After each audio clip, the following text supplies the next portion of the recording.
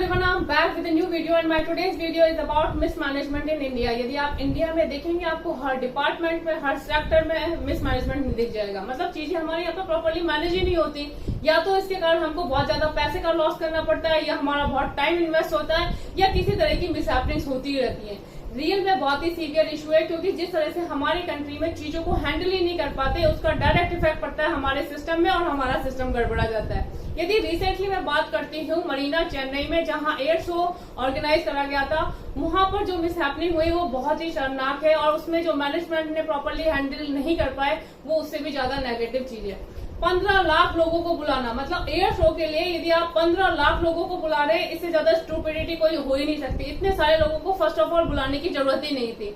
Limited लोगों को बुला के एयर शो को प्रॉपर्ली ब्रॉडकास्ट करा जा सकता था, जिससे सभी लोग उसको एंजॉय कर सकते थे। बट नहीं, हमने पता नहीं कौन सी प्लानिंग करते हैं और किस लेवल पे जाके प्लानिंग करते हैं, तो चीजें डेफिनेटली बहुत ही नेगेटिव हो जाती हैं। इतने लोगों को बुलाने के बाद प्रॉपर मैनेजमेंट नहीं होना, प्रॉपर एडमिनिस्ट्रेशन नहीं हो पाना, पुलिस प्रोटेक्शन प्रॉपर नहीं मिल पाना, अफवाहें उड़ना, उसके बाद इस तरह की भगदड़ मचाना, लोग बागों का पागलों की तरह भागना।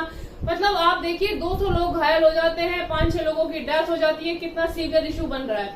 एक एयर शो जो कि एक लोगों को एंटरटेनमेंट के लिए, उनको चीजें शो ऑफ करने के लिए कि किस तरह से चीजें हो रही हैं, आप देख लीजिए कितनी बड़ी मिसहैपनिंग बन रही है हमारे कंट्री में।